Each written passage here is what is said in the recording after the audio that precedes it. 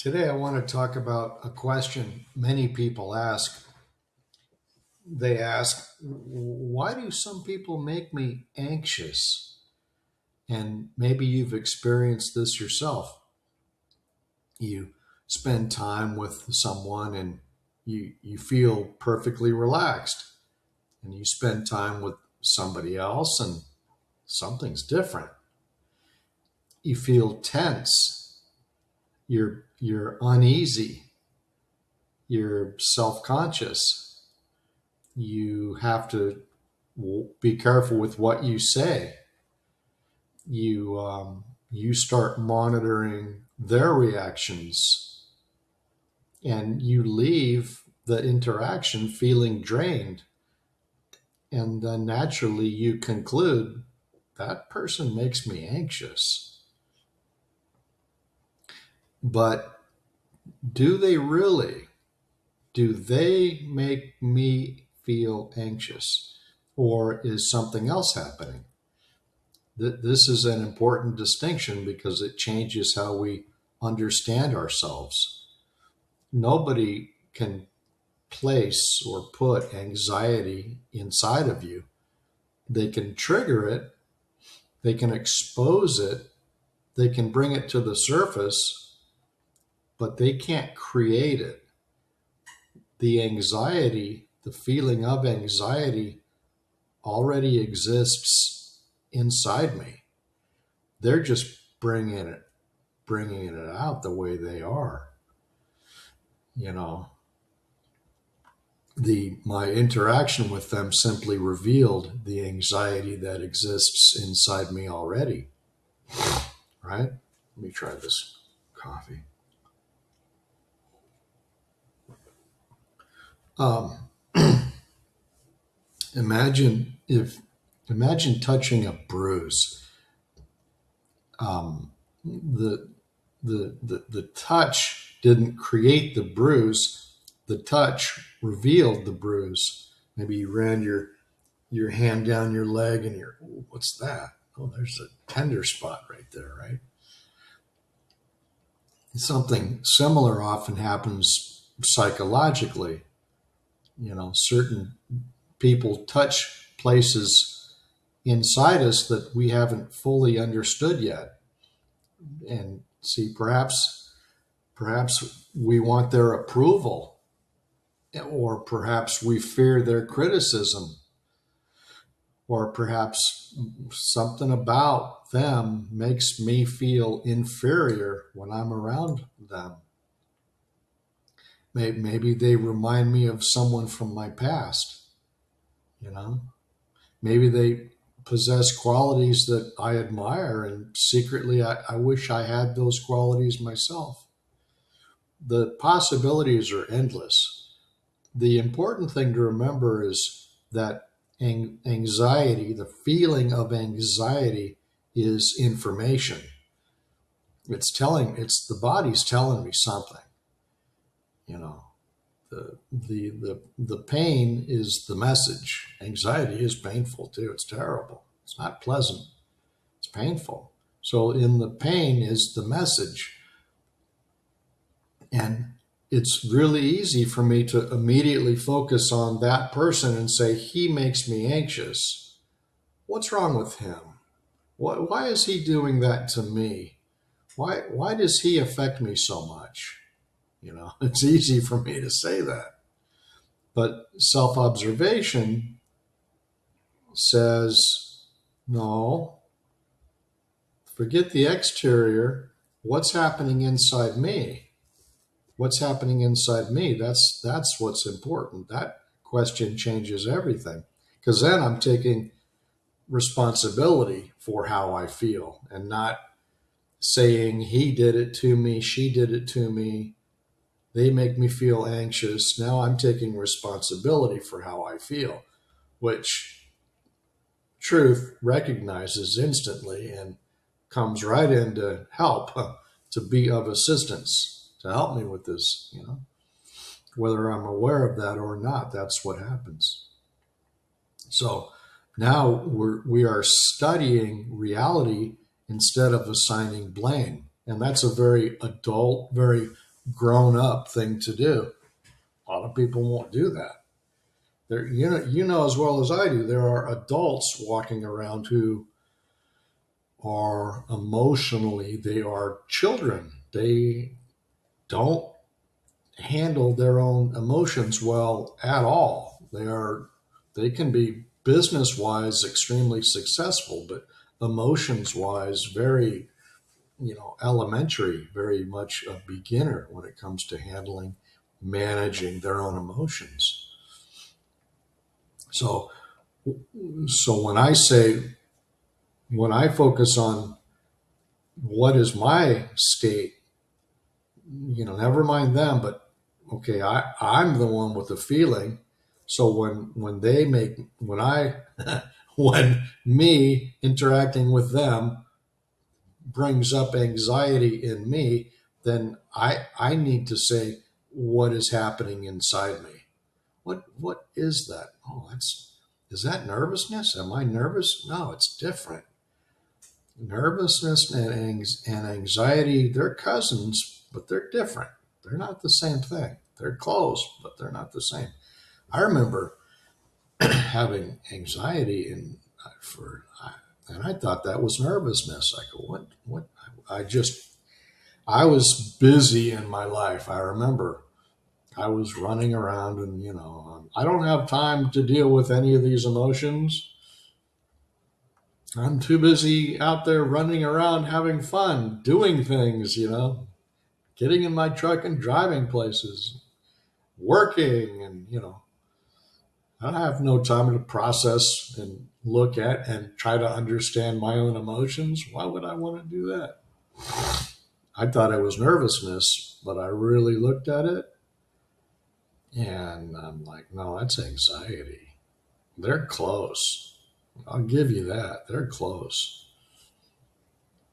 So, what is happening inside me is the adult thing to ask.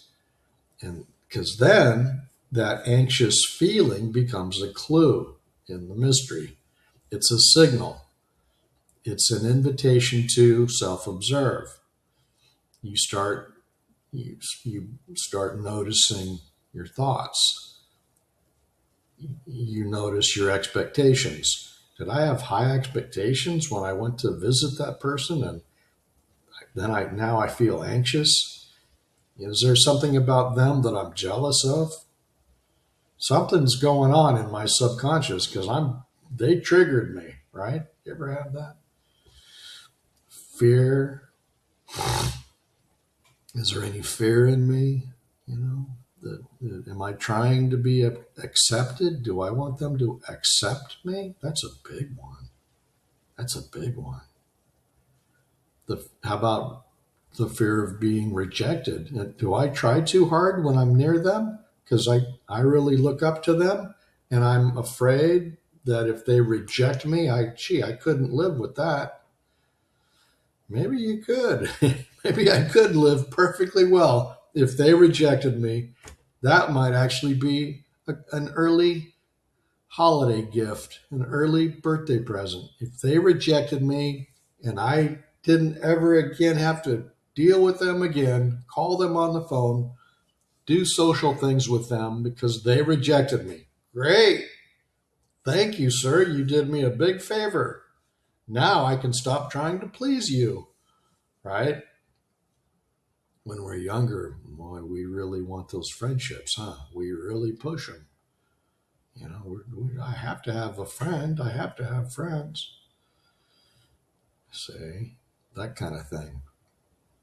Gradually, we discover that much of our discomfort is coming from an internal struggle. It's inside me. It's not in that person who exists outside of me. They may be triggering it, definitely, but the actual feelings are inside me. You know, I, you know, they may not be anywhere near innocent at all. Maybe they even were mad at me or angry or hostile. Maybe they yelled at me.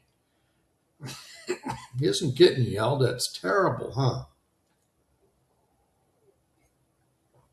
someone can't control their own emotions and they end up screaming at you. I worked at a print shop as like a 15-year-old boy. They had these big, huge machines, very loud, and these big cylinders, steel, and all. And when those machines, they had four of those, and they were loud. And my job as a 15-year-old was to, because I was skinny and small, skinny, if you can imagine that. Jeez, I've made up for lost time. But my job was to crawl under there, keep your head down, because if you get your hair stuck, and I had long hair stuck in any of those gears or those cylinders, boy, you were cooked. That thing would have scalped you. My job, probably not OSHA approved either, was to crawl under those machines. There was just enough, like 8 inches, maybe 10 inches of space, like crawling under a car. While that thing's going, and wipe the oil from under there. That was one of my first jobs that I got an actual paycheck for. And what the heck was I going to tell you about that? I wanted the approval of those. There were older men who worked in that print shop, and I thought these guys were great. They're older and they knew all these things. I'm glad I got out of there too. I worked there about a year, but I did, who wants to be a pressman their whole life? But if you're 15 years old driving a little car around town and you got your girlfriend, you're making some money. Okay, it's great. Anyway, I just remember I wanted their approval. I wanted them to like me.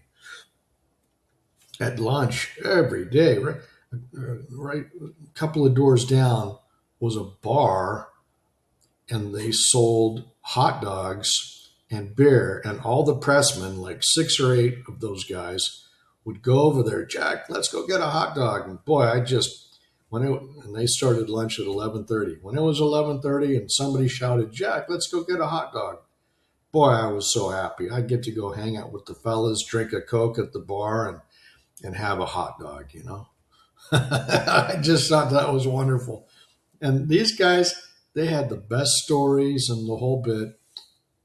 But anyway, I wanted their approval, see. And I remember one day I was busy wiping, I'm under a machine, I'm cleaning, it's loud in there. They all went to lunch. And I remember crawling out of the machine, I'm looking around the press room, everybody's gone.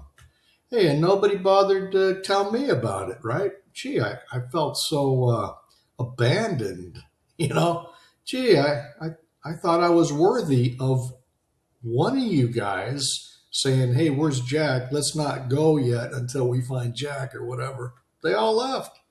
And I remembered that sinking, empty feeling inside. Isn't that amazing? I'm 63 now. That's like 48 years ago. And I can still remember that happening. Amazing. Which proves the importance of processing emotions. Make sure we process our emotions. I'm going to make a note of that. We're going to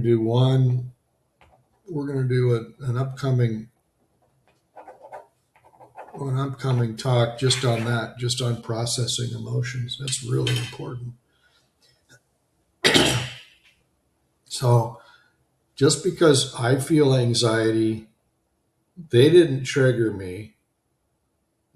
The anxiety already exists inside me, and we're not saying that person is innocent at all, not even close. They can be very manipulative without me knowing it, especially if the more gullible types, us naive types. Growing up, I was naive and gullible. I was as green as they come. I was like a country rube coming to the big city and going, hey, everybody. You know what I mean? Like that. Like I just didn't understand human nature at all,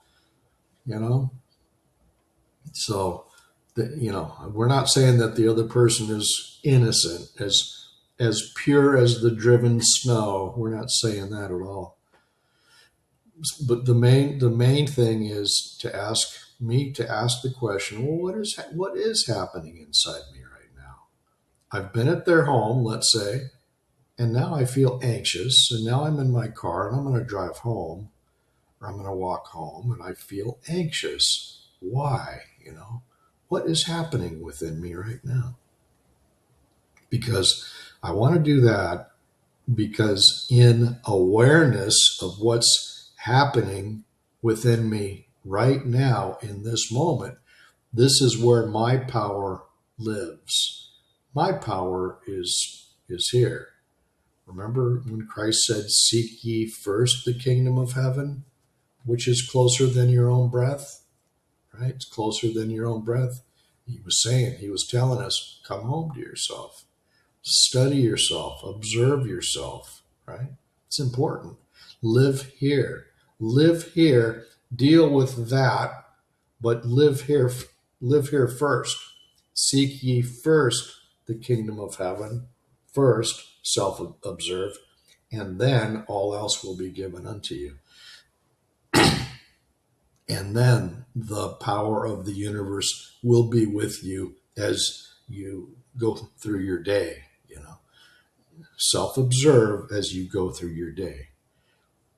I'm telling you, nothing gets rid of anxiety quicker than coming home to yourself. Why? Because you're flashing a bright flashlight on it. You're putting awareness is light.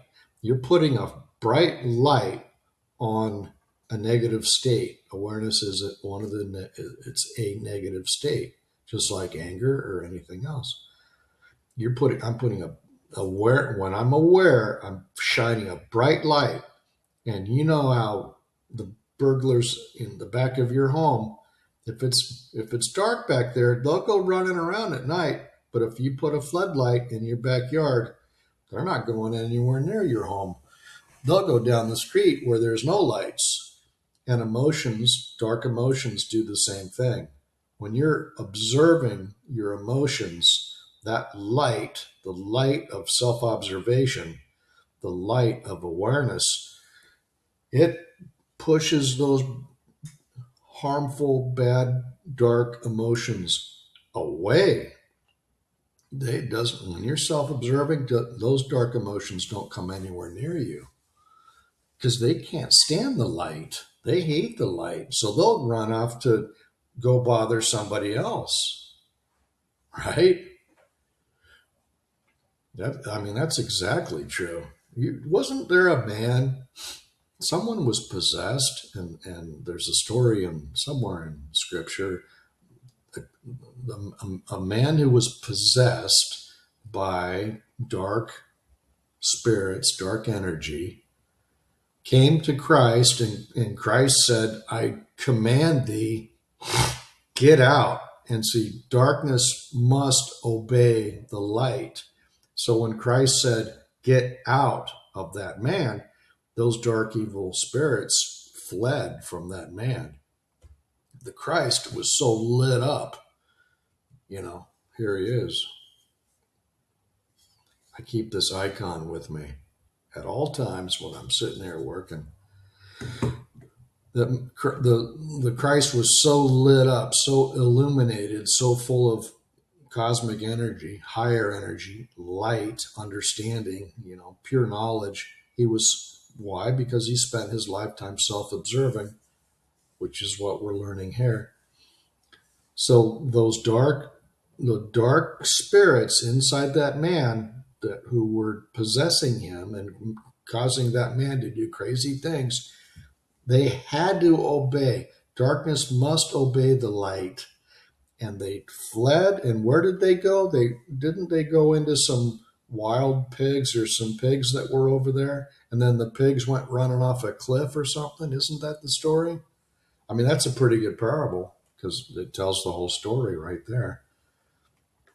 The man was saved. No longer was he possessed by dark emotions that were driving him nuts and making him do crazy things.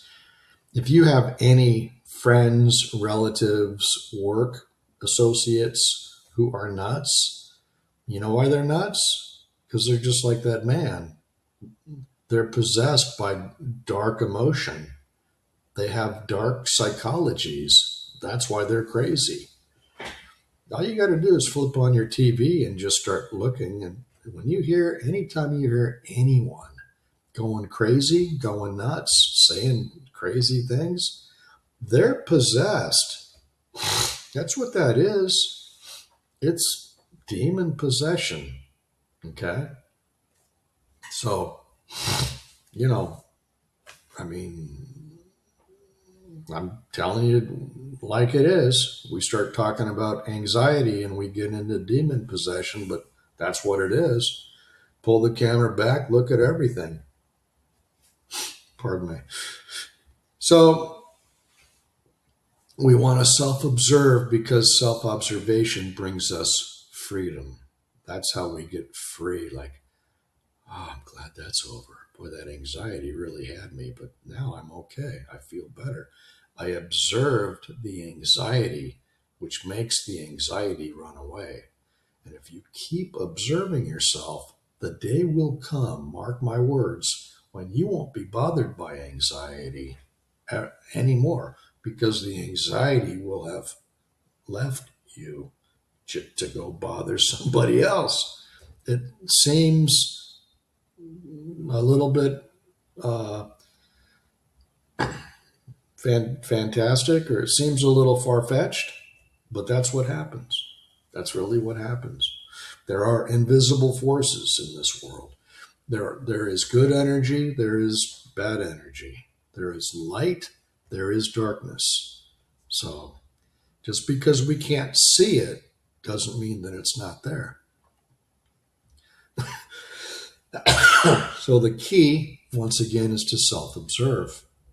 The next time someone appears to make me anxious, I can pause and I can learn to pause and I'm still attentive to anything that they're saying or doing, but I can observe myself in that moment when they are near me. I can observe myself and I can say, well, what am I feeling? What am I afraid of? What am I hoping for? What expectation has been activated? Because the answer may have very little to do with them. It's probably going to be inside you, right? The key is to remember to do that. But once self observation becomes a habit, right? The happiness habit, my book, The Happiness Habit. Once self observation becomes a habit, it's going to be easier and easier for you to deal with this. Okay. Um, so the feeling is not the enemy.